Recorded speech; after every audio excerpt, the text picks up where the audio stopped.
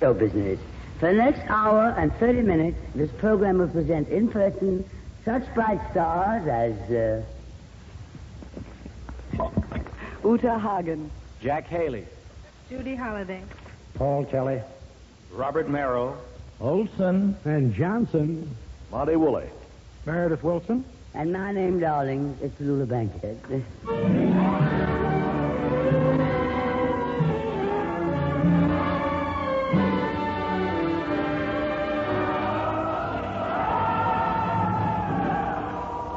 The National Broadcasting Company presents The Big Show.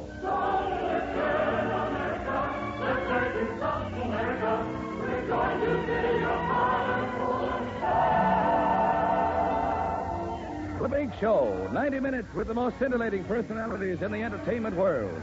Brought to you this Sunday and every Sunday at the same time as the Sunday feature of NBC's All-Star Festival. And here is your hostess, the glamorous, unpredictable Tallulah Bankhead.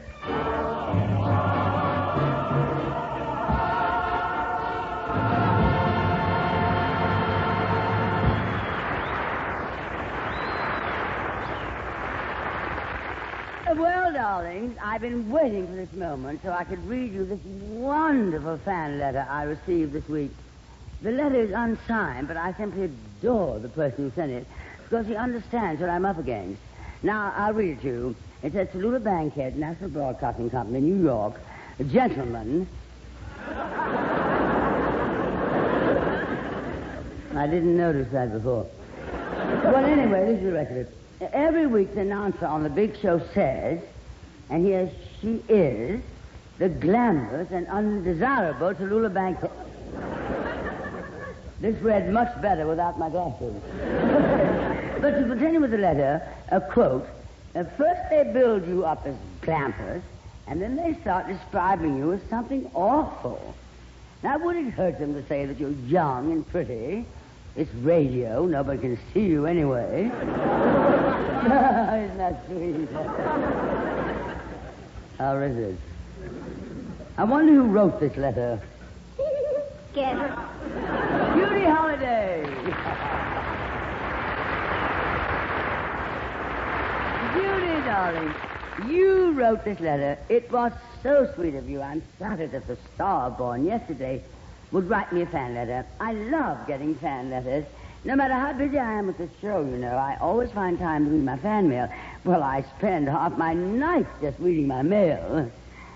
Still single, huh? Now, Judy, let's not get started on that again. Every time I see you, you start in about my getting married. Right now, I don't want to get married. What's the matter? There's a law against it? I'm trying to tell you, darling, I like the life I lead. There's a law against that.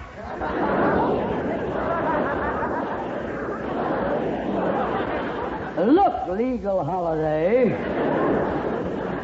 Ah, you're sore. I can see you're sore.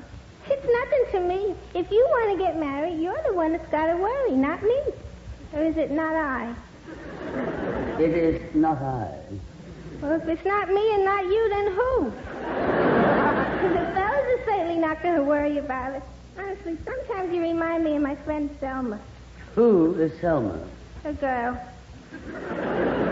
No fooling. None whatever.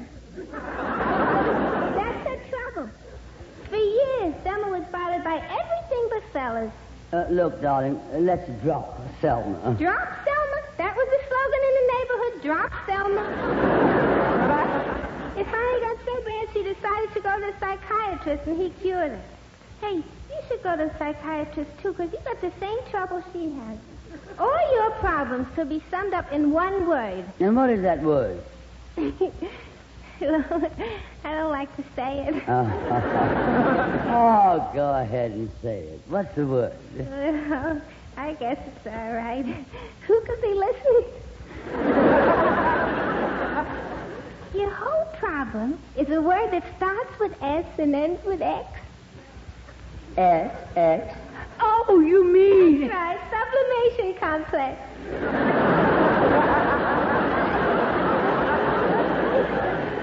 Darling, do you expect me to spend an hour out of my life every day lying on a psychiatrist's couch? So tell him the truth.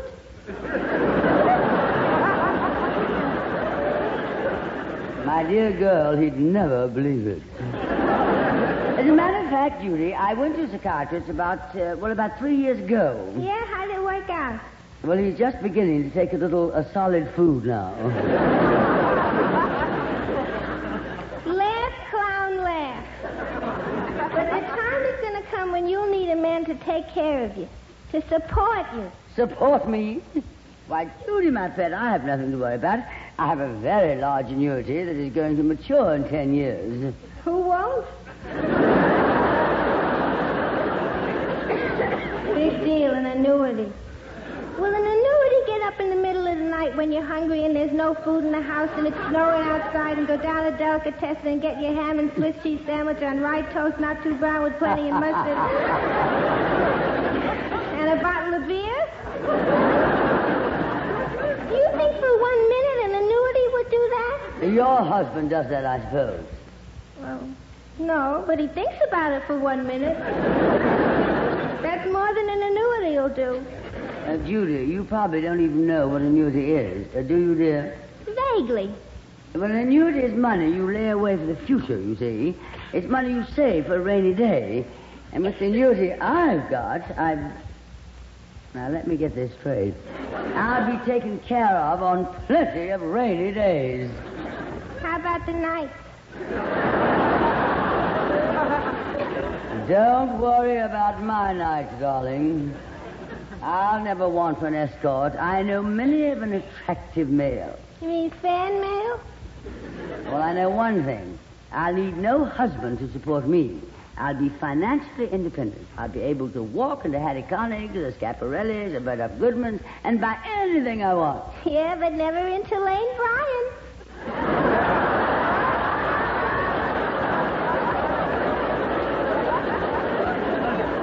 Well, Judy, do you know what I think? I think we can stand a little music now. And here is Meredith Wilson with his big show orchestra and chorus in a stirring arrangement of military polka.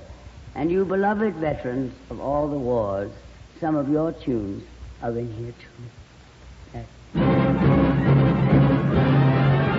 Put your arms around her shoulder when the order's shoulder on. Take a full firm grip of the lady and her charm. If her heart is your objective, you can win it right away. When they play the military polka, to the right flank is the order, and the dancers gaily twirl. Then it's left, bump, face, so you face your neighbor's girl. But you turn back to attention, love the order of the day. When they play the military polka, see those military men in line. See their uniforms, their buttons all shine. It's amazing how erect they stand, and your heart begins to beat. To beat the band, and the band's terrific. It's positively great when they play for marching or when they sing the fake. It's set, fall in. Now's the time, fall in line. They're all set to begin.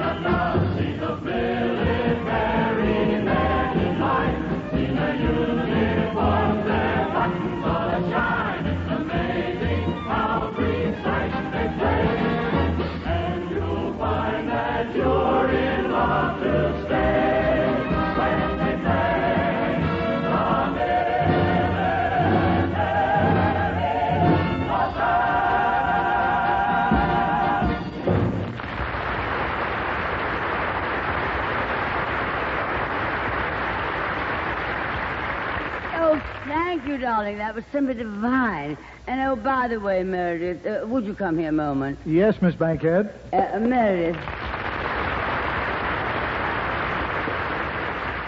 Darling, I've been meaning to speak to you for some weeks now about those revolting, nauseating stories you tell about that remote little hamlet of yours in Mason City.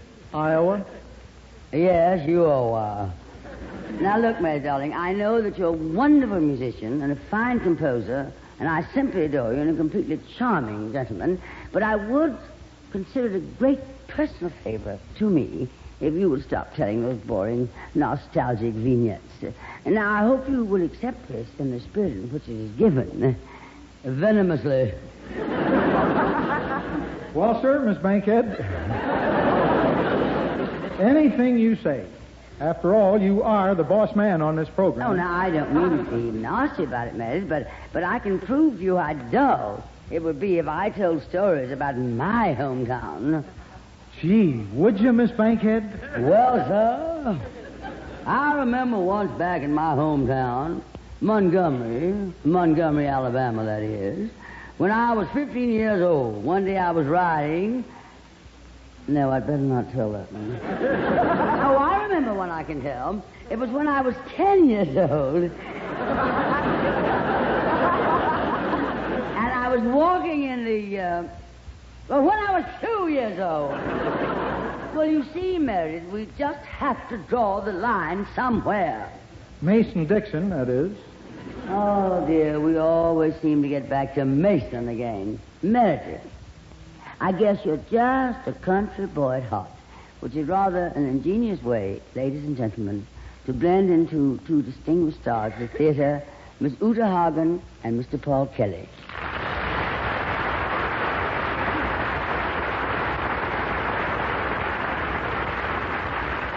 Miss Hagen and Mr. Kelly are reigning favorites on Broadway this season, starring in a new hit play by Mr. Clifford Odets. So, darlings, here is Miss Hagen and Mr. Kelly in Scenes from the Country Girl.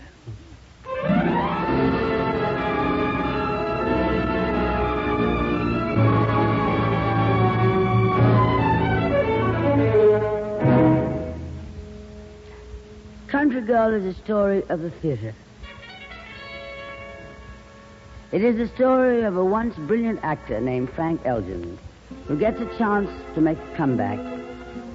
It's the story of his wife, Georgie, who has tasted many a bitter moment with Frank in his journey downhill to failure, but who somehow has kept the faith and who has not forgotten that when she married into the theater, she was just a country girl. Our scene opens in a furnished room occupied by the Elgins on 8th Avenue. Frank, after 7 years without work, has been given his chance to try out for the lead in a new play. As always, when a decision needs to be made, he turns to George. I can't do it, can I? Doesn't it seem strange for you to ask me that? You're my wife. Frank, we've been through this before. Many times before. I'm tired, Frank. What happened? Where did I get so mixed up? I was the best young leading man in the business, not a slouch. The scripts didn't come. Oh, I knew it then. Out on the coast, I lost my nerve. And then when we lost the money in 39, and after those lousy federal theater jobs, this is the face that once turned down radio work. Whatever happened, I don't know what. But I'm good. I'm still good, baby, because I see what they think is good. Don't you think I'm good? I think I'm good. Then take the part. Make it your own responsibility, not mine. Take the part. Don't wiggle and caper, Frank. Can't you admit to yourself you're a failure? You die to save your face, not to fail in public. But I'm your wife. You have no face. Try to be clear about this offer. Think. I didn't hear him say he'd star me. I have a message for you, Frank. Take the part. Yes, but what will you Just do leave if... me out. Take the part and do your level best. Well, what about that 2 weeks clause? You All yourself... I tried to do was get a better deal. You won't get perfect terms. You sure gave him a scrap. Georgie, I'll tell you. That 2 weeks closed. They can give me notice anytime. But I can give them notice, too. They can let me out. But I can walk out anytime I want to. If I feel I'm breaking my neck... You can quit? Yeah, that's sort of what I mean. You see? Get it? Yes. Why, with this 2 weeks clause, I don't even have to come into New York, do I? Nope. Well, say, what's wrong with that? That's it. Two can play the same game. Wait a minute. I almost forgot. 6:45 this morning, I had a dream. I laughed so hard, it woke me up. A dream? A big banner. Now, get this. A big banner was stretched across the street. Frank Elgin in. I couldn't make out. In what? Mayor LaGuardia was in the dream? Lots of people. Feeling good. That's a sign. I'm going to take that part, Georgie. Now, you don't have to tell me not to drink. Haven't I been a good boy all summer? Early this morning, I got that funny, laughing dream. And I was thinking of our lives. Everything. And now this chance. I won't fail, Georgie. All those people in that dream, they wish me luck. And that's what counts if the world is with you. And your wife. I don't have any appointments all winter. That's what counts. I can't fail this time. I feel like Jack a million. I'll let Dad know. I'll go up to the office in person. But my first stop is the barber shop. I want the tonsorial works. Anything you want me to bring you back? No. Then here's a kiss for you, dear. Catch that. Oh, dear God. Dear God.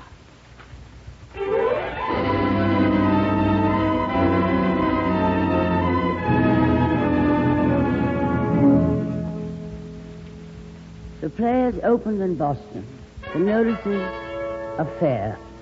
New York seems a certainty, but there are plenty of rough spots in script, and performance needs work. They've been rehearsing all night, and it's almost 2 a.m. And Frank is changing in his dressing room as Georgie knits. It's cold, depressing, and there's plenty of tension, and nerves are beginning to frazzle. Give me 2 more minutes, dear. I'm almost dressed. Frank, Yes? where's the other bottle? What other bottle? I'm tired, Frank. Don't play peekaboo. You got another bottle of that cough syrup? No, I don't. All right. Give it to me. But I didn't buy another bottle, dear. I wish you'd believe me once in a while. What a night. What a night. All the time there's been a clanging in my head. I don't know who's punishing who anymore. I wish you'd take my word for something for a change. All right. Never mind. I give up. I won't look. Now, where's my knitting? Georgie, I want to apologize. That director had no right to take that attitude. He has the right to take any attitude. He's the only friend you've had in 10 years. Excepting you, dear. And that's what I want, dear. The chance to show you how much I love you. How much you need me, you mean? Now, please, Georgie, don't be mad at me. I know I'm no darn good, but I'm worried to You death. tell that to the director.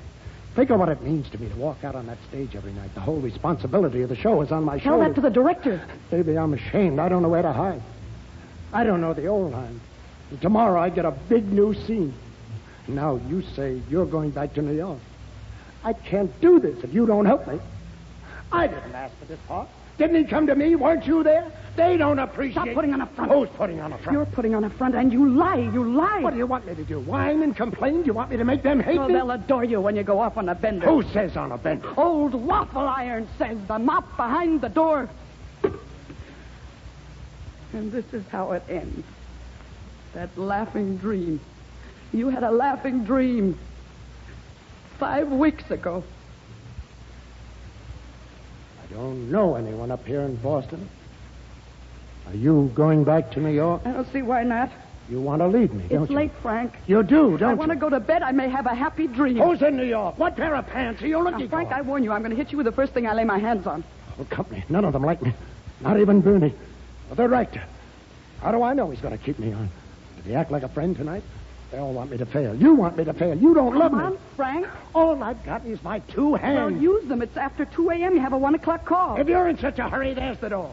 I, as a matter of fact, may take myself a walk, get myself a big apple and some Your milk. cold is getting worse. Let them worry about it. And I told you what you can do. Oh, you want me to go? Is that what you want? If you're in such a hurry. Oh, the devil with it. Just the devil with it. I'm going back to the hotel. You do what you want. Sometimes I think you're plain out of your head. Clean out of your head. Do what you want. Your cold's getting worse. That's right. Walk out of it. Forget I'm alive. That's typical. hypocrite. Help me. Sweetheart. I wonder where that other bottle is.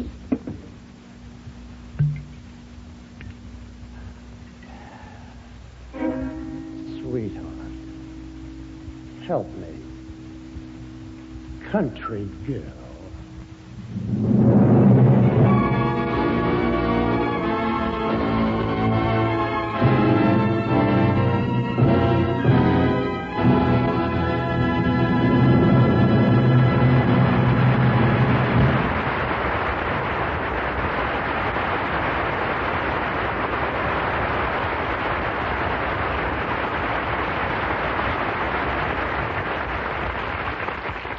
Hagen and Paul Kelly, I must tell you how much I enjoyed you just now. You're really both truly wonderful, and I mean it.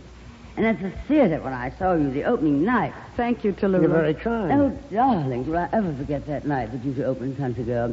What a brilliant affair that turned out to be. I was so happy for both of you. I was wearing my new black dress and my pearls. Oh, of course, not my real pearls, as you understand. My real ones in the vault.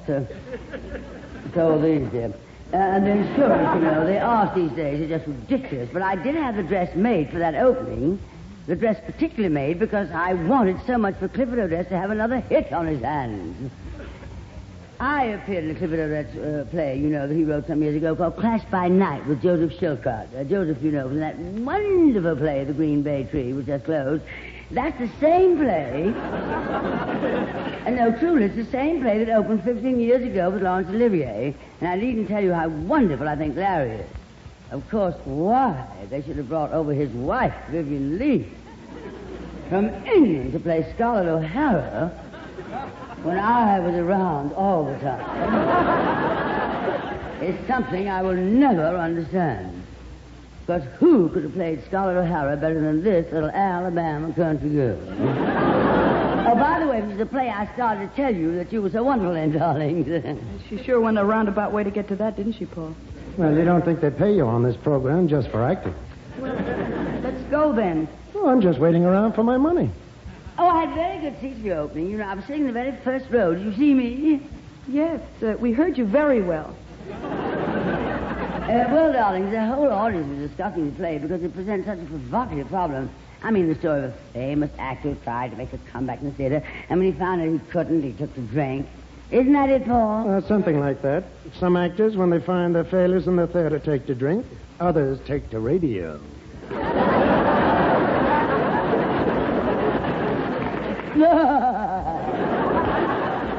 Yes. Yes. Well, now, Uta, in The Country Girl, you played the part of a wife who was stuck by her man for 10 years while he's been drinking, and then when he gets his chance to come back, he doesn't take advantage of it.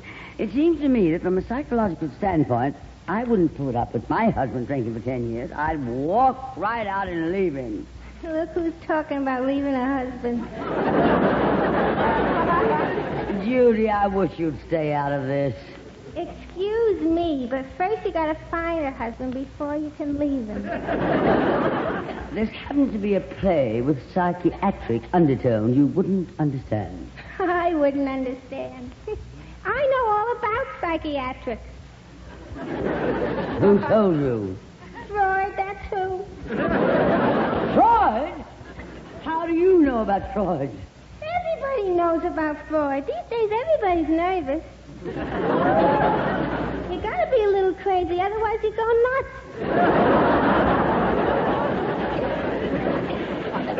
I still stick to my story. If a woman has stood by her husband who's been drinking for 10 years and ruining her life, she has a perfect right to walk out on him. I think Uta should have walked out on Paul. Who? Uta and Paul. That's what we were talking about. Oh, my dear, haven't you met Uta Hagen? Surely you've heard of this great actress in the theater. Oh, Utah Hagen. How you do? Tallulah talks kind of peculiar.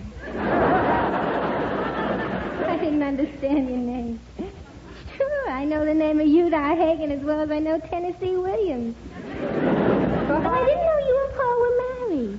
How long has he been drinking? Judy, they're in a play. Paul drinks in a play. The drinking we're talking about is hypothetical. That's the worst kind. It's in the play, Judy, that Paul portrays a husband who drinks, and Uta is the wife who continues to live with him. But why shouldn't she? But you wouldn't understand that. You're not married. You know, Paul, she has a point there. Yes, and it looks nice on her. No, I mean Judy has a logical argument. Well, yes, a person who's not married would find it difficult to understand the problems involved between a husband and wife. That's right. Hey, Paul, you're not as drunk as they say you are. How would Tallulah know if she'd leave her husband? She's a single girl. Oh, nonsense, Judy. There's certain things you feel. I don't have to sit on a hot stove to know that it'll burn me. So if you want to sit on a hot stove, sit. There's no skin off my nose.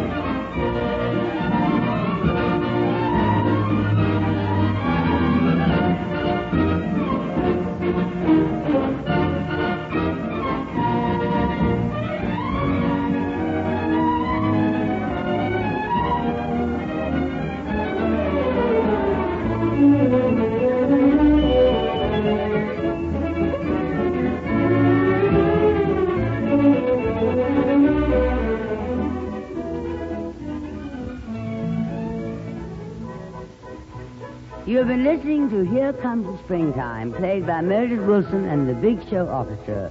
We'll be back in a moment with Judy and Uta and Paul and our other stars, Jack Haley, Olsen and Johnson, Monty, Woolley, and Robert Merrill. Now it's time for me to ring my chimes. This, darling, is NBC, the National Broadcasting Company.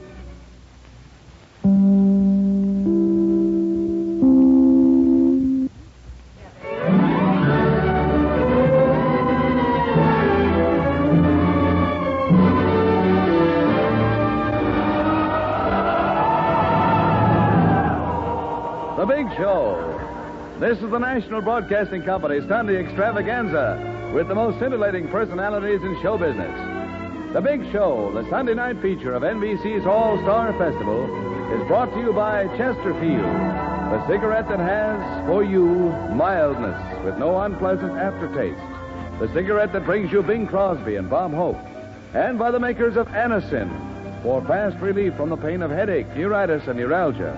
And by RCA Victor, world leader in radio, first in recorded music, first in television. The big stars in this program are Uta Hagen, Jack Haley, Judy Holliday, Paul Kelly, Robert Merrill, Olsen and Johnson, Monty Woolley, Meredith Wilson and his Big Show Orchestra and Chorus, and every week, your hostess, the glamorous, unpredictable Tallulah Bankhead.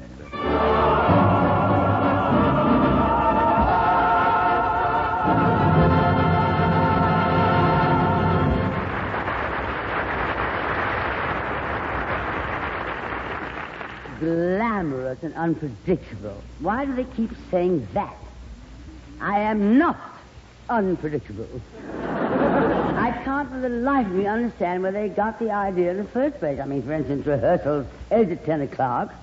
I show up at 10 o'clock. How am I to know that it's 10 o'clock in the morning, too? And they say I'm unpredictable because I don't read the script exactly as it's written. Why, that's absolute nonsense. I read every line in the script. I even read between the lines. Unpredictable indeed. I've been on the show for 16 weeks, and I haven't missed a single performance. Why, I even showed up one week when the audience wasn't even there. Wasted a whole Monday. Unpredictable, my eye. But now I want you to meet a gentleman who is never unpredictable, because everything he's been in has been a success. He's been in every phase of show business: vaudeville, musical comedy, motion picture, radio, television. So well known in New York, Hollywood, and Fort Knox, Jack Haley.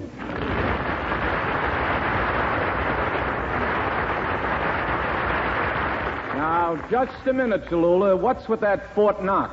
Well, darling, it's no secret. Everybody in show business knows you have a lot of Jack. Jack. Yeah, and everybody knows you got a lot of move, Tallulah. Well, I would have, darling, if the taxes weren't so high. Taxes? Oh, I got a way to beat the taxes. You have? How? I'm not going to pay them. I'll just go to prison for 10 years. Oh, what a darling idea. I wish I'd thought of that. I could have saved so much money. You pay a lot of taxes, Tallulah? Oh, it's just awful. I mean, I'm still paying for 1947. That was the biggest year I ever had, and my income tax alone came to $560,000. $560,000? You made all that money in 1 year? Oh, I didn't make anything that year, darling. I couldn't get a play or anything. I laid off the whole year, but a bunch of us girls were sitting around the Stork Club making out our income taxes, and Helen Hayes and Katie Hepburn and Lynn Fontanne, and when I saw the salaries they were filling in, well, I wasn't going to let them top me. When I put down $1,700,050, I wish you could have seen their faces. Of course, it'll take me 20 years to pay the taxes.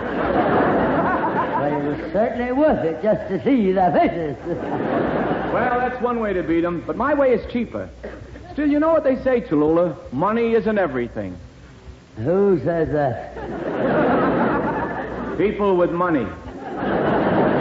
Well, yes, Jack, I suppose you're right. I think health is more important than money. Oh, by the way, darling, I did read in the papers last week that you'd been ill. Yeah, that's right. I hadn't been feeling very well for about 6 weeks. It had me worried. Oh. I stayed up until 5 o'clock every morning trying to figure out what was wrong with me. And I finally figured it out.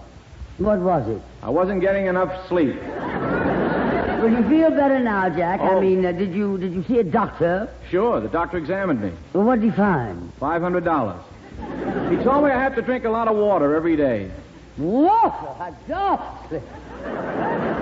But I'm looking forward to a vacation this summer after I get through with my television series for the Ford dealers.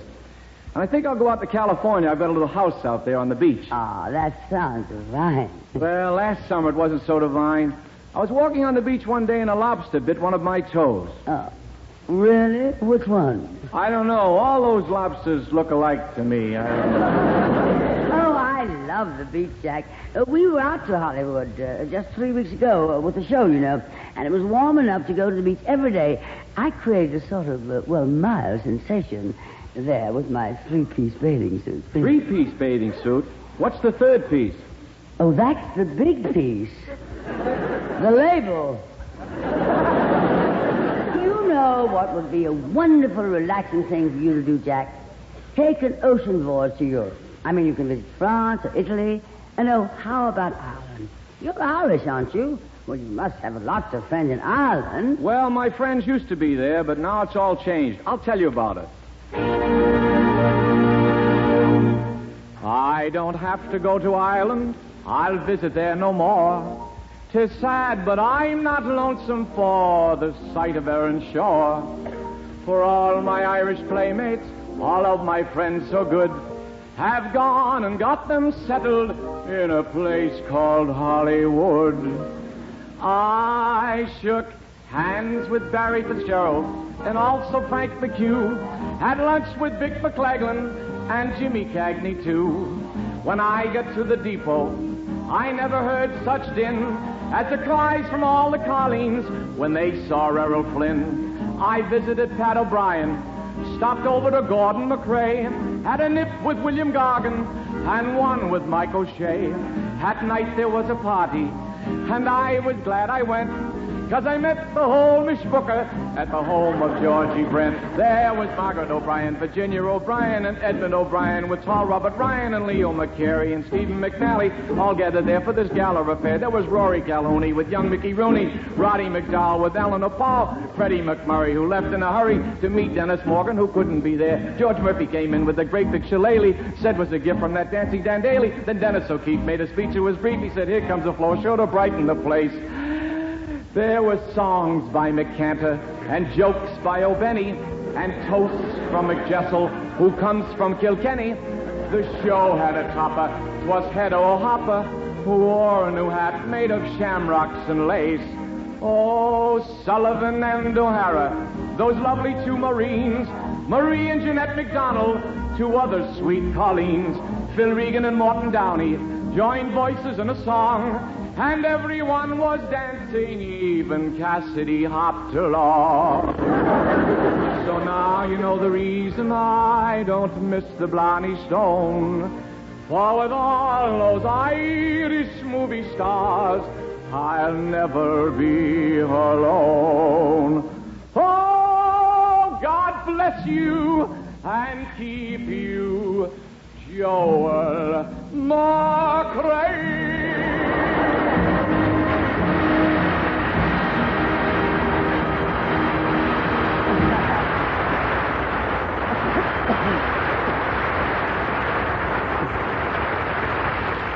And now, ladies and gentlemen, here are two divine friends of mine from Hollywood who are off on the road to tobacco, Bob Hope and Bing Crosby.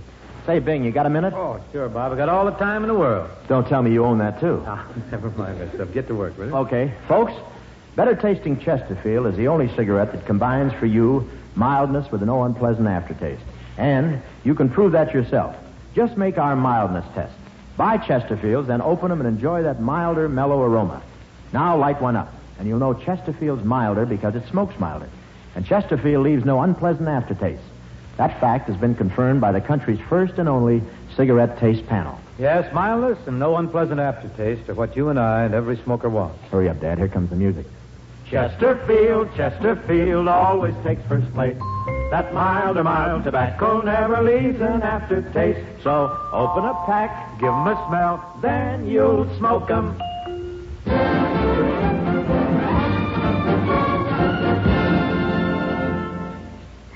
I was talking a little while ago about being unpredictable, and now I want you to meet a couple of gentlemen who really are unpredictable.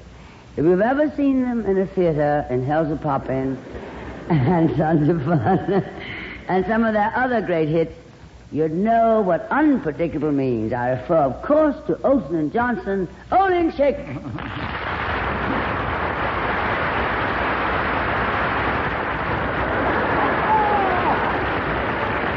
Well, where are they? How unpredictable can you get? Come on, fellas, up to the microphone. We don't wanna.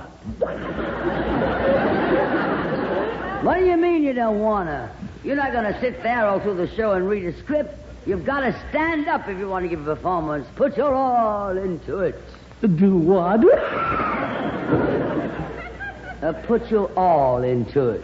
We've got our all into it when we sat down. Hey, now, Chick, what are you saying?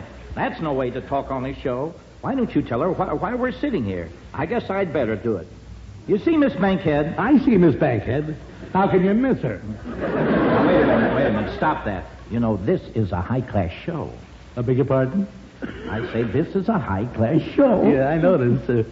I noticed they don't hold the script in their bare fingers. No. We use a fork and a knife. Very funny indeed. Fork and knife, and that is why we expect our guests to give a sterling performance. Sterling performance, dear. Sterling. I don't get it. You see, Tallulah, we came here prepared to do an act. But we're in a kind of a jam here because, well, with the kind of an act we do, we're under kind of a handicap. And no talent, darling.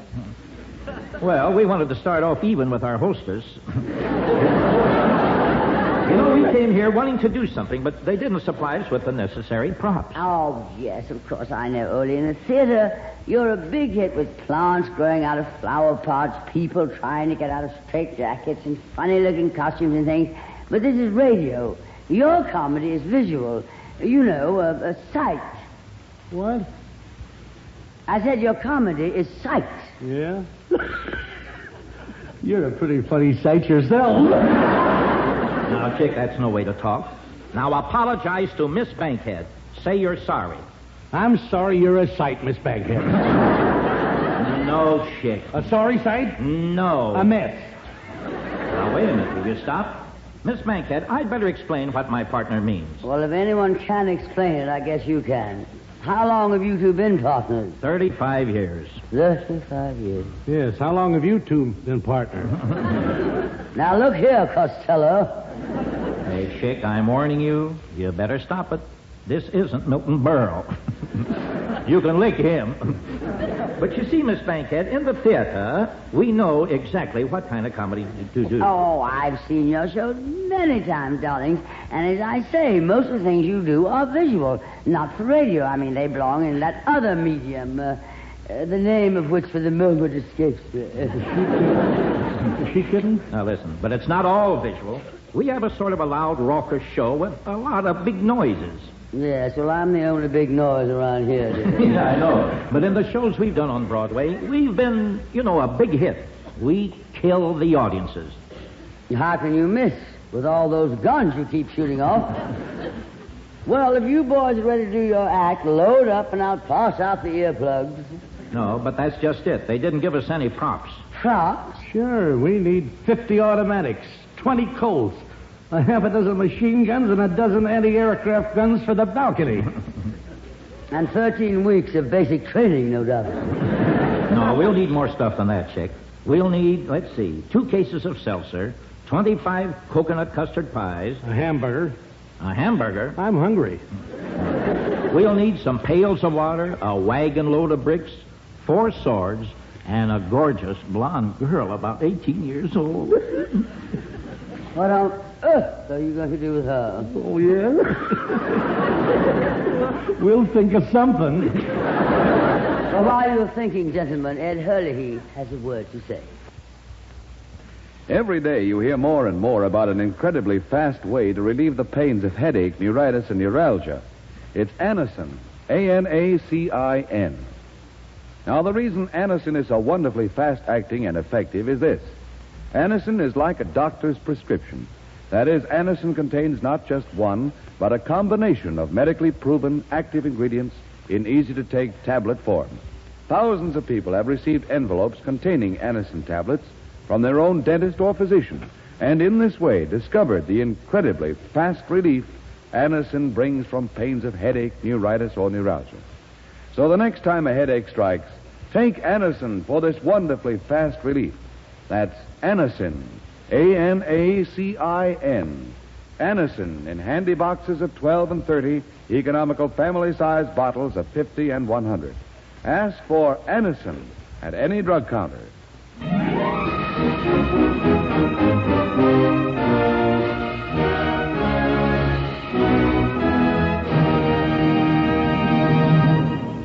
Well, Mrs. Olsen and Johnson, did you think of anything you can do on our show? Well, not yet, Tallulah. We're still working on it. Sure, we got something we could do. Wait a minute. What do you mean? Let's do the bit we did in Peoria with June and Chick, Wait a minute. We can't do that here. Sure we can. Nah, it's so messy.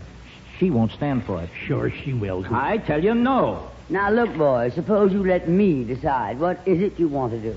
Oh, it's something from an old act of ours.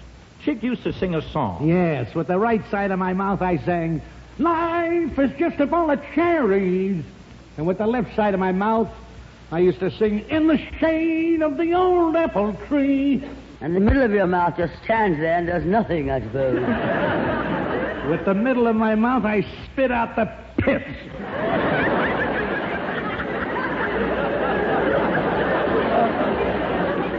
Look, a snake pit. I'm sure that must be a nourishing and fluid display of talent, but this is the big show. Okay, I'll do it with watermelons. Now, Chick, will you drop that idea? We'll think of something else, Tallulah. Not so incongruous to the decorum and dignity of this talented melange which is foregathered here on this podium. That's what I said.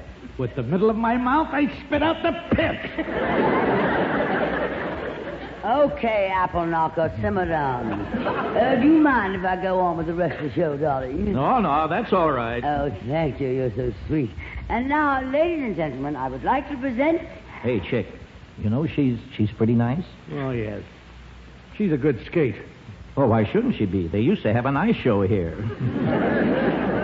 And now, ladies and gentlemen, I would like to present... She must be one of the figure eights that was left over. Yeah. She looks like she made the 8 the hard way. Ladies and gentlemen, I would like to present 2 4s. I would like... would you two gentlemen try to keep quiet? I'm trying to announce the next act. Oh, I'm sorry, Tallulah. You don't worry us. Go right ahead. Ladies and gentlemen, I would like now to present a young man whose magnificent voice is currently filling Metropolitan Opera goers. A man who graciously consented to rejoin us 2 weeks earlier than he planned because of the illness of Mr. James Melton. We're honored to have Mr. Robert Merrill back on the big show tonight. Will you stop it, Chick? How do I know how much money she makes? Quiet, you two! Ladies and gentlemen, here he is, Mr. Robert Merrill.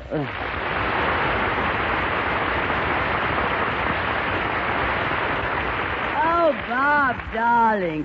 I'm so glad you were able to be with us this week. You're very kind, Tallulah. You know, I sang in your hometown a few weeks ago in Montgomery, Alabama. Oh, that's right. You did sing there. I remember because I wrote some of my schoolmates and told them you'd be there. Yes, I know. I met them all.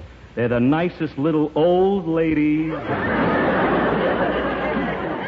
Old ladies? You must have met the mothers of my schoolmates. Oh, no. These little old ladies were the children of your school. If that's an insult, it's too involved for me to figure out. But what did you sing for them, Robert? Well, the song they requested was Di Provenza. Di Provenza. Oh, I'd give anything to have heard it. Do you want me to sing it now? Would you, darling? Would you sing it for me? I'd be glad to. Oh, good. Ladies and gentlemen, Robert Merrill singing Di Provenza from La Triviata. Oh, for goodness sake, Ole, wait a minute. How do I know what picture it's from? I think it's from Confessions of the Nazi Spy. Quiet, Robert. Sing, you two. Di Parenzo, Fratelli Basilo, Di Parenzo. Quiet. You sing, Robert. Don't mind them. Termites, you know.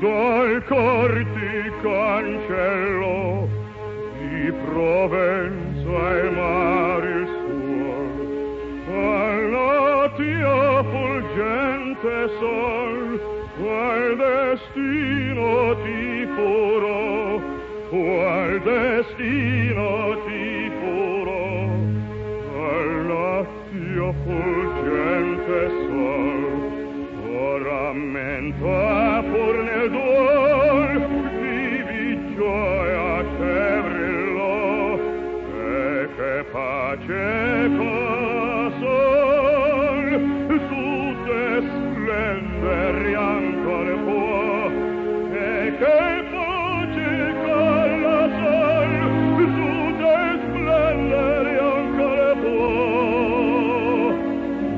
Dio mi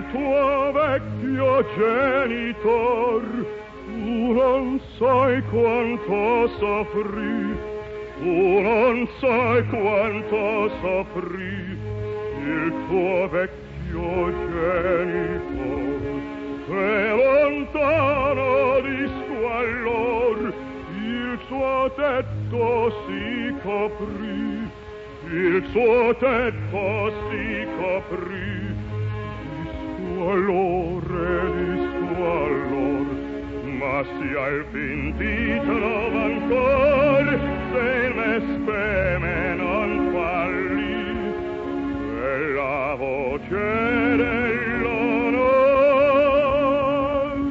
ti appieno n'ammuti, ma si al fin ti trova ancor, se il me speme non falli.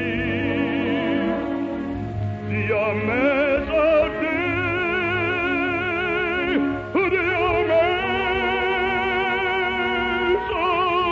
di, Dio meso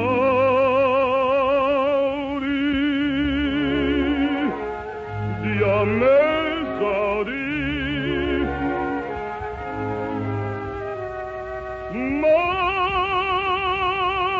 se fin ti trovo ancor, ti trovo ancor, Dio meso de, Dio meso di.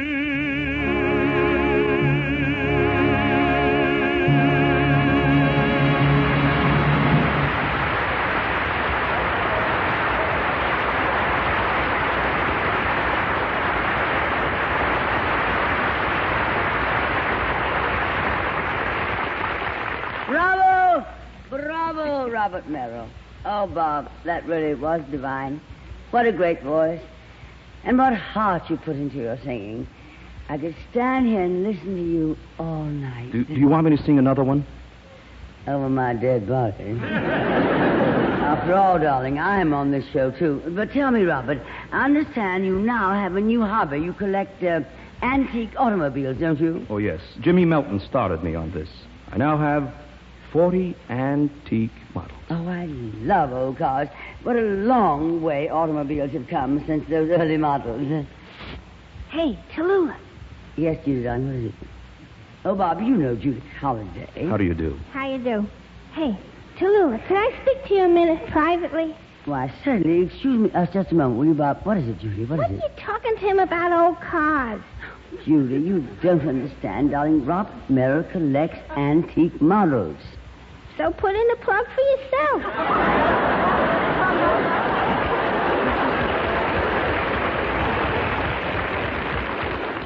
I think that was mean of you, and that's an ad lib.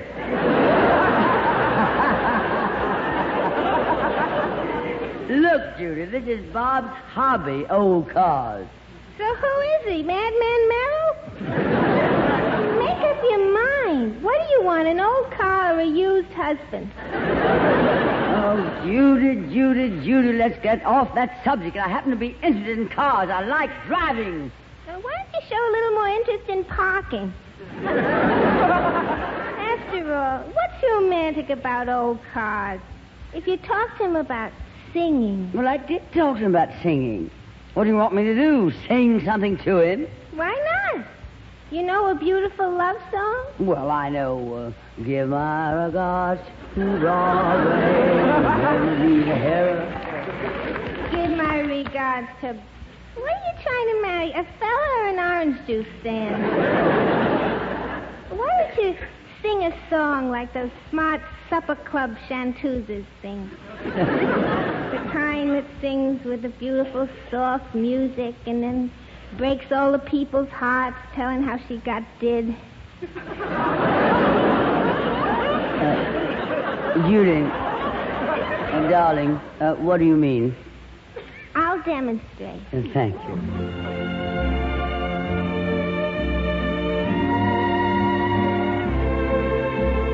I can see no matter how near you be, you never belong to me. But I can dream, can I,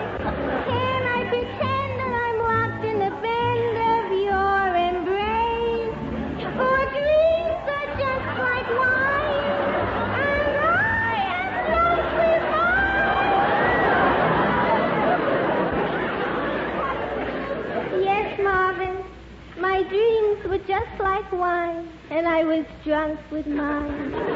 But what was your excuse, Marvin? Especially that first night when you took me home and you turned out all the lights because you said you freckle so easy.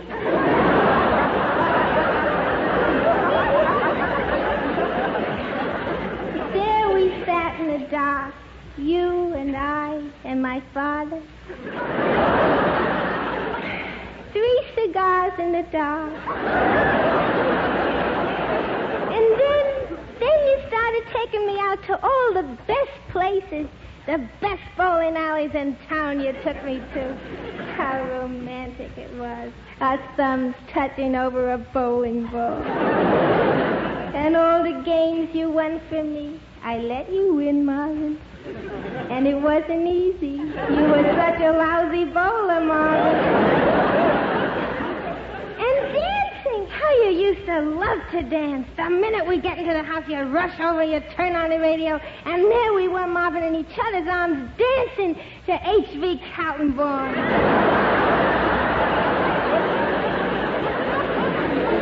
And oh, I'll never forget the first time you proposed to me. And the second time when you proposed marriage. You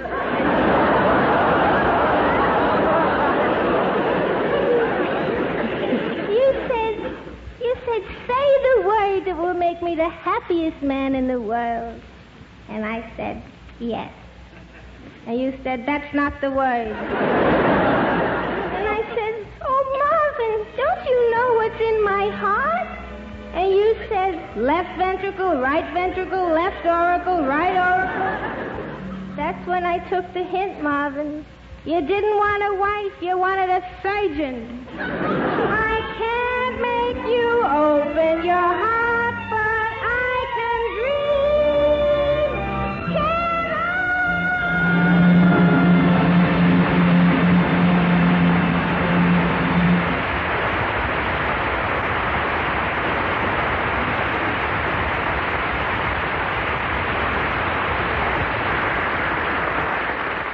Here's a word from RCA Victor. It's been said that the entire history of the American people during the past 50 years can be summed up in one sentence. The automobile took them out of the home, and the television set brought them back. And the set that does most of the bringing back is an RCA Victor. And that's because RCA Victor television is owned most, proved most. In fact, it's million proof.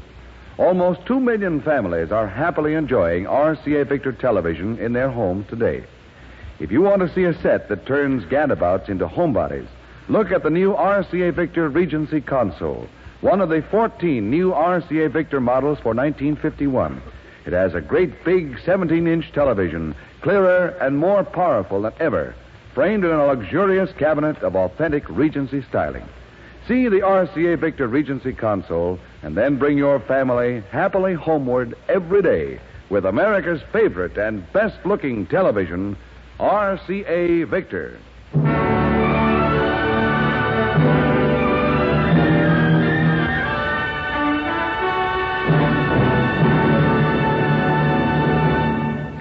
Well, darlings, we still have to hear from Monty Woolley, and Judy and Jack Haley and Olsen and Johnson and Robert Merrill will be back in just a moment, along with Uta Hagen and Paul Kelly. But first, we should give our stations a break. You're right, Tallulah. And I want to say that this portion of the program has been brought to you by Chesterfield, the cigarette that has, for you, mildness, with no unpleasant aftertaste. The best cigarette for you to smoke. By the makers of Anacin, for fast relief from the pain of headache, neuritis, and neuralgia.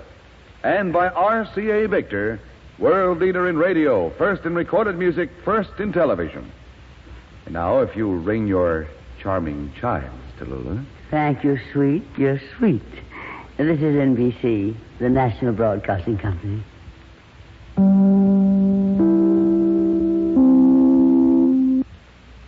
This is The Big Show. And here is Tallulah with another guest.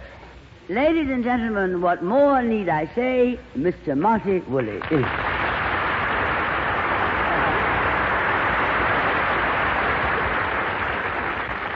What sort of an introduction was that? Need you say more? You certainly need say more. And you will say it exactly as I wrote it for you this morning in my fine Spencerian hand. Woolley, I warn you, I will not tolerate any of your tempestuous outbursts. My dear woman, I have been sitting here for more than an hour trying not to listen to this array of minor buffoons you have somehow managed to assemble here, including the antics of Olsen, Jackson, and Durante, and that used car salesman whose hobby is a monstrous caterwauling which he calls singing, and that Hibernian gentleman who brought over his relatives from Ireland and set them up in Hollywood with shanties with swimming pools, to say nothing of the whining mewlings of that infantile blonde, Judith Holliday. And now you dare dismiss me with a one-line introduction. Monty, darling, I won't lose my temper because you've lost yours. But you see, this is radio. Every moment counts. Are you going to presume to tell me about radio? I have a radio program of my own. Really, darling? I didn't know. What sort of program is it? 30 minutes of sparkling adult comedy every week. 30 minutes? Why, darling, my program is 90 minutes. Yes, so I understand. But if you gathered up a few of your dangling participles and mended a few of your split infinitives, you could do this program in 30 minutes. And if you confined yourself to using the single negative instead of the double negative, you could cut this program down to 15 minutes, which in itself is twice as much Tallulah as anyone should be asked to bear. Now, just a minute, Buster. Relax. Loosen your beard. I was wondering how long it would be before you resorted to that. Obviously, you would use a barb like that. Obviously, you could use a barber. My problems are tonsorial. Yours are tonsillectomy. Oh, my dear, you're so grotesque. I was just trying to imagine you as a member of that aftershave club. Well, I was nominated for membership, but I declined when I heard that you were a member. Why, you pale imitation of Gabby Hayes. Gabby Hayes? You dare compare an artist of my standing with Gabby Hayes? Gabby Hayes is every inch the actor you are, and he rides a horse besides.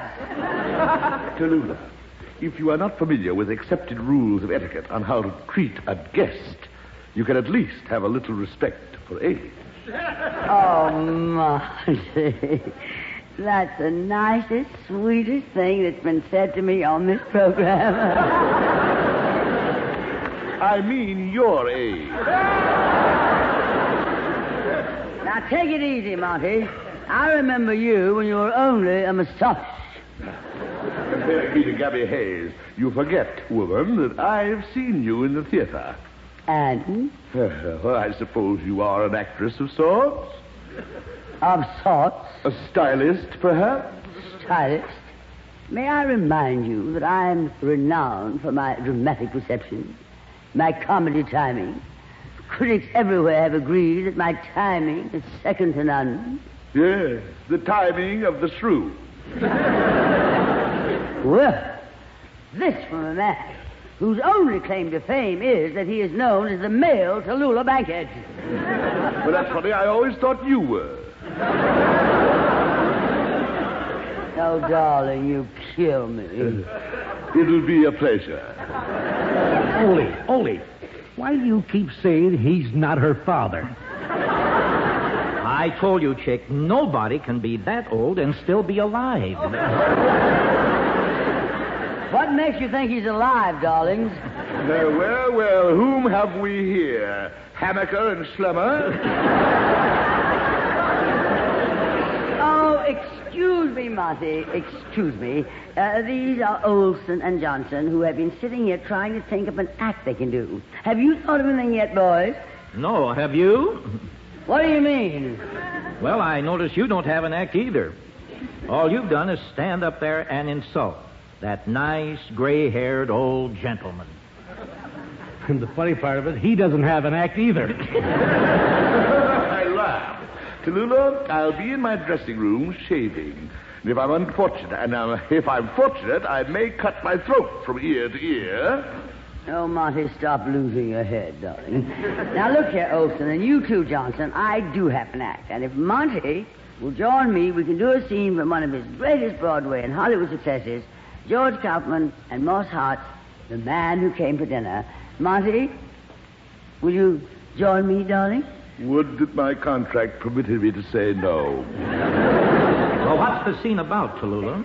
Well, if you remember, The Man Who Came to Dinner is the story of Sheridan Whiteside, the noted writer and lecturer, who breaks his leg as he is about to leave the home of his dinner hosts, and is confined to their home for several hilarious weeks. As part of the plot, he calls upon an actress friend of his in London, Lorraine Sheldon, to come to his aid. Lorraine is beautiful, chic, worldly, sophisticated, glamorous, and unpredictable. Which part do you play, Tallulah? She refuses to answer on the grounds that it might incriminate her.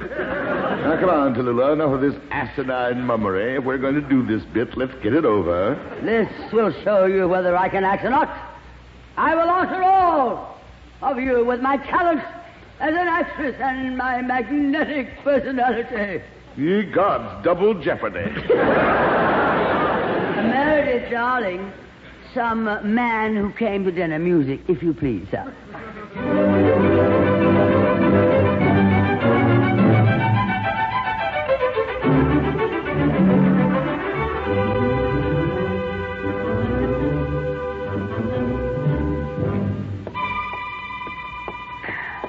Lorraine enters the presence of the great Sheridan Whiteside.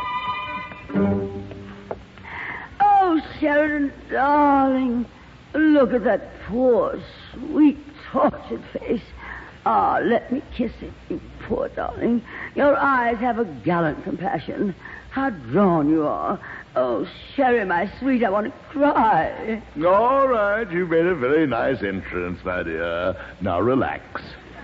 No, but Sherry, darling, I've been so worried, and now seeing you in that chair. This chair fits my fanny as nothing else ever has. I feel better than I have in years, and my only concern is to use the outside world. So take off that skunk, dear, and tell me all about it. How are you, my dear? Oh, darling, I'm so relieved. Oh, you look perfectly wonderful. I never saw you look better. Oh, my dear, do I look a wreck? I just dashed through New York. Didn't do a thing about Christmas. Dropped into Florida, of course, and had my hair done. Got right on the train. And the Queen Mary coming back was simply hectic. Fun, you know, but something exhausting. I mean, Jock Whitney and Cary Grant and Dorothy Faso. Fun, you know, but too exhausting, darling. Of course, London before that was so magnificent, my dear. But I simply never got to bed at all. Oh, darling, I've so much to tell you that I don't know where to start. We'll start with the dirt first, dear. That's what I want to hear. Well, now, let me see. Sybil Cartwright was thrown right out of Ciro's, you know. She was wearing one of those new cellophane dresses, you know. And Sir Harry Montrose, the painter, is suing his mother for disorderly conduct. Well, it just shocked everyone to death. Oh, and before I forget, Anthony Eden told me he's going to be on your New Year's broadcast, Sherry. And he said, for heaven's sake, not to introduce him as the English Grover Whalen. Oh, and Beatrice Lilly gave me a message for you. She says, for you to take off 25 pounds right away and send them to her by parcel post. She needs them. I'll pack them on ice. Now come, dear, what about you? What about your love life, if you'll pardon the expression? Sherry, dear, you're so nosy. What about that splendid bit of English mutton, Lord Bottomley? Haven't you hooked him yet? Sherry, please. Cedric is a dear friend of mine. Now, Blossom girl, this is Sherry. Don't try to kid me. Don't tell me you wouldn't like to be Lady Bottomley with 100,000 pounds a year and 12 castles. By the way, has he had his teeth fixed yet? Every time I order Roquefort cheese, I think of those teeth. Sherry, you really are too nauseating. Cedric may be not brilliant, but he's rather sweet, poor lamb. And he really is deeply fond of me, and he does represent a kind of English way of living that I like. I mean, Surrey and London for the season, shooting box in Scotland, that lovely old castle in Wales. Well, you were there, Sherry. You know what I mean. I do indeed. Oh, really, Sherry? Why not? I mean, if I marry Cedric, I don't know why I shouldn't. Oh, shall I tell you something, Sherry? I think from something he said just before I sailed that he's finally coming around to it. Oh, it wasn't definite, mind you. But don't be surprised if I am Lady Bottomley before very long. Lady Bottomley. Won't Kansas City be surprised? Oh, well, I shall be a flower girl and give the groom an iron toothpick as a wedding present. Come on now, Head. Come on, Blossom. Let's hear some more of your skullduggery. Oh, but say, what about this play after all? I've come all the way from New York, even on Christmas Eve. Oh, I've been so excited ever since your phone call. Where is it? I mean, when can I read it? Well, here's the situation. This young author, his name is Bert Jefferson, brought me the play with the understanding that I sent it to Kit Cornell. Well, it's a magnificent part, and Lord knows I feel disloyal to Kit. Oh, sure. There you are. Now, I've done this much. The rest's up to you. He's young and attractive. No. Now, just how you go about persuading him, I'm sure you know more about than I do, my dear. Darling, how can I ever thank you? Does he know I'm coming? I mean, this beautiful young man. No. You're just out here visiting me. You'll meet him, and that's that. Get him to take you out to dinner and work around to the play. Good heavens, I don't have to tell you how to do these things. How'd you get all those other parts? Sherry, please! Well, I'll go back to the hotel, darling, and get into something more attractive. I just dumped my bags and rushed right over here, darling. Oh, you're wonderful. All right. Now run along and get into your working clothes. And come right back here and spend Christmas Eve with Sherry, and I'll have that beautiful young man on tap. And by the way, I've got a little surprise for you. Who do you think's paying me a flying visit tonight? None other than your old friend and co-star, Beverly Carlton. Oh, really? Beverly? I thought he was being glamorous again on a tramp steamer. Oh, come, dear. Mustn't be bitter just because he got better notices than you did. Oh, don't be silly, Sherry. I never read notices. I simply wouldn't care to act with him again, that's all. Well, he's not staying here, is he? I should hope not. Temper. No, he's not. Where'd you get that diamond clip, dear? That's a new bit of loot, isn't it? Oh, haven't you seen this before? Well, Cedric gave it to me for his mother's birthday. And she was simply furious. Oh, look, darling, I've got a taxi outside. If I'm going to get back here, I must fly. Well, fly away, Blossom, but don't fly too high. If you drop any of that loot you're carrying, you're apt to brain somebody.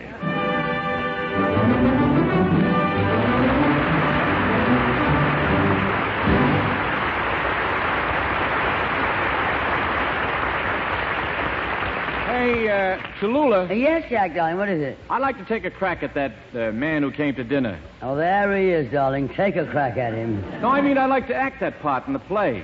Well, go right ahead, Jack.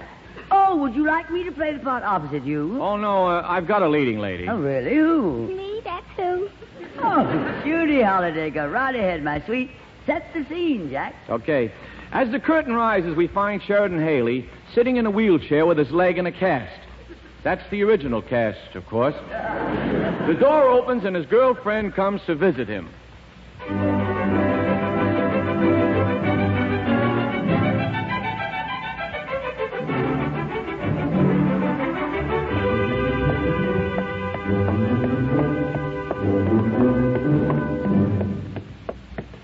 Hello, Sheridan. How's your leg feeling? I'm sorry I broke it. Oh, it's coming along all right. How's your neck feeling? I'm sorry I broke it. Oh, it's still broken. And your nose? It's broken. I'm all broken up over you. Well, it's your own fault, Sharon. You should have kept your hands to yourself. Didn't you hear me say stop? I thought you were talking to the taxi driver. What have you got in the package? I brung you some fruit. Have a banana. Gee, thanks. Well, what's the dirt? That's what I want to hear. Well, I just dashed up here to the Bronx from Flatbush, and the crowd at Sunday was simply exhausting. All those men pushing and mauling. It's fun, you know, but exhausting. And who should duck under the same turnstile with me but Jake Whitney? Fun, but exhausting. And next Saturday night, he's taking me to Colucci's for some raviolis. Or is it raviolis for some Colucci? That sounds like it might be exhausting. But fun. Have another banana. Thanks.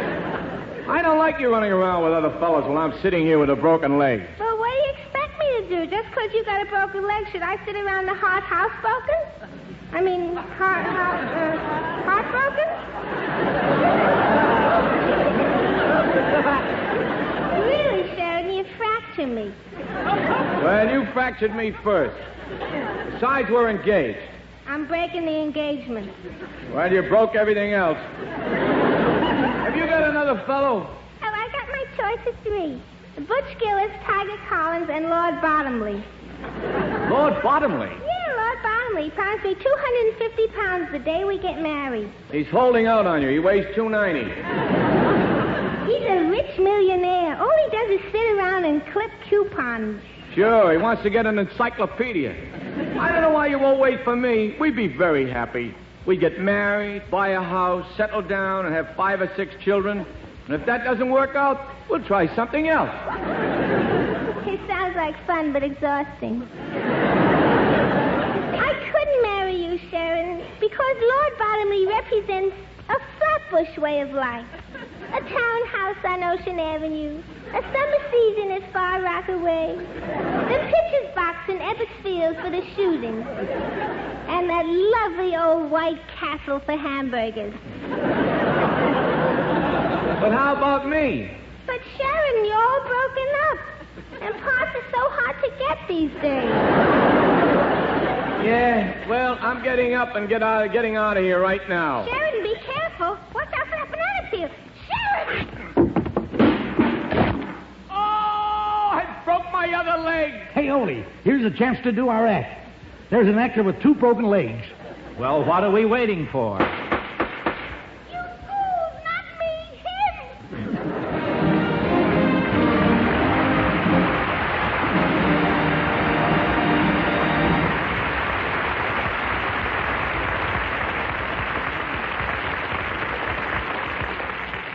Well, darlings, this just about brings us to our good night. Night, Tallulah. Oh, Bob Merrill, thanks so much for dropping in, sweetie.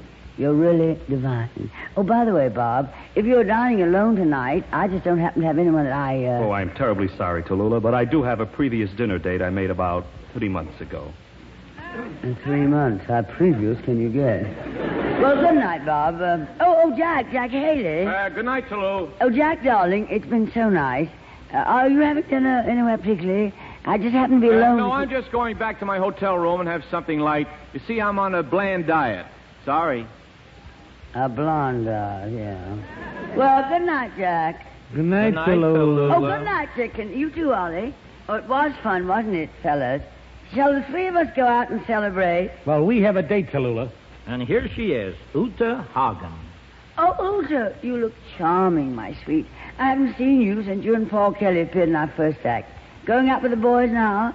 Yes. Why don't you come along, Tallulah? I think with these 2 wild men, I'll need a chaperone. Chaperone, indeed. Good night, darling. Oh, that's Paul Kelly. Paul, if you wait a moment, I'll go along with you. I don't think you'd better, Tallulah. I'm going over to the Luxor Baths. Good night, Paul. Well, go ahead, Tallulah. There's one more. I know, Judy, but oh well, what can I do? Monty, Woolley. What are you doing for tonight, for dinner? Eating. And I want to ask Judy if she'll eat with me. Come, child, your English is atrocious. Maybe I can help you. You will be my Galatea, and I will be your Pygmalion. Okay, Piggy, let's go. Well, I never knew I could empty a theater that quickly. I'm just doing great. Well, how glamorous can you be? I'll get even with them all. I won't eat in at dinner. Nobody seems to want me. Oh, Tallulah, don't say that. Oh, well, darling, my big show chorus. All the men who run the 180 NBC stations want you.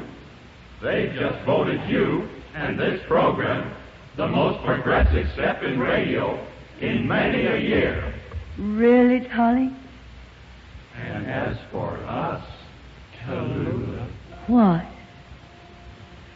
My darling, my darling, I wanted to call you my darling.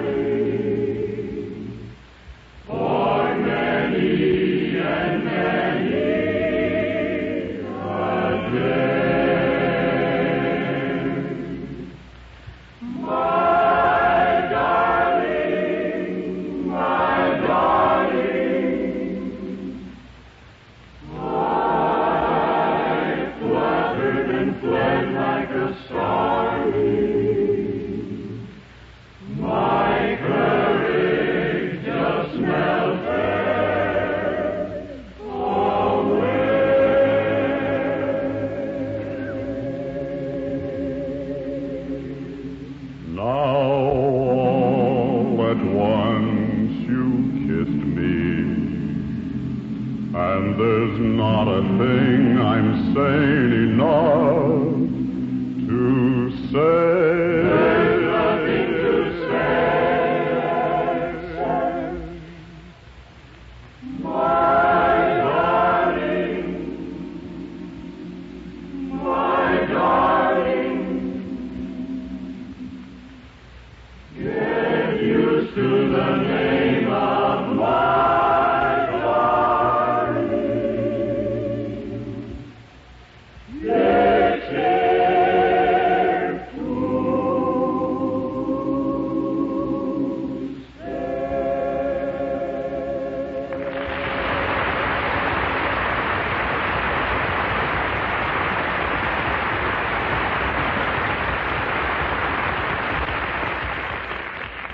Thank you, my darling.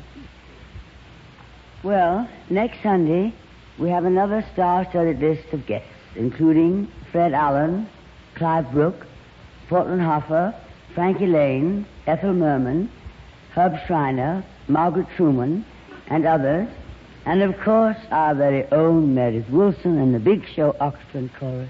And until then, may the good Lord bless and keep you, whether near or far away. Judy? May you find that long-awaited golden day today. Paul? May your troubles all be small ones, and your future 10 times 10. Chicken Ollie? May the good Lord bless and keep you till we meet again. Meredith? May you walk with sunlight shining and a bluebird in every tree. Jack? May there be a silver lining back of every cloud you see. Monty? In your dreams with sweet tomorrows, never mind what might have been. Uta? May the good Lord bless and keep you till we meet again. Bob?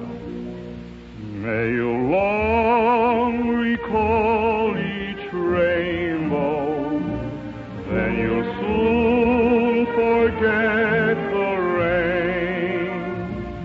May the warm and tender memories be the ones that will remain. Fill your dreams with sweet tomorrows. Never mind what might have been. May the good Lord bless and keep you until we meet again. May the good Lord bless and keep you till we meet.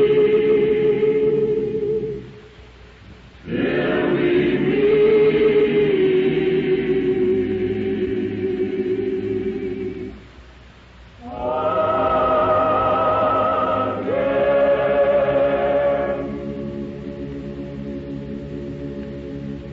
Good night, darlings, and Godspeed to our armed forces who hear these broadcasts each week all over the world.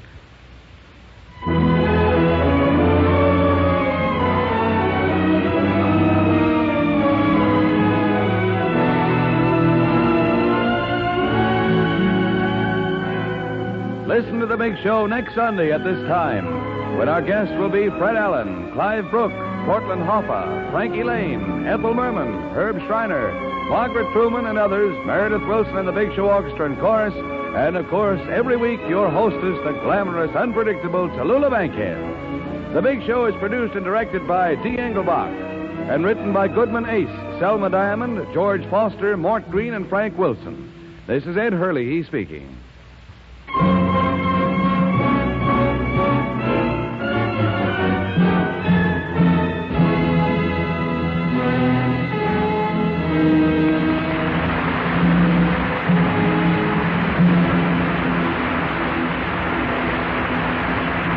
Coming up, Phil Harris. Then enjoy Hedda Hopper's show on NBC.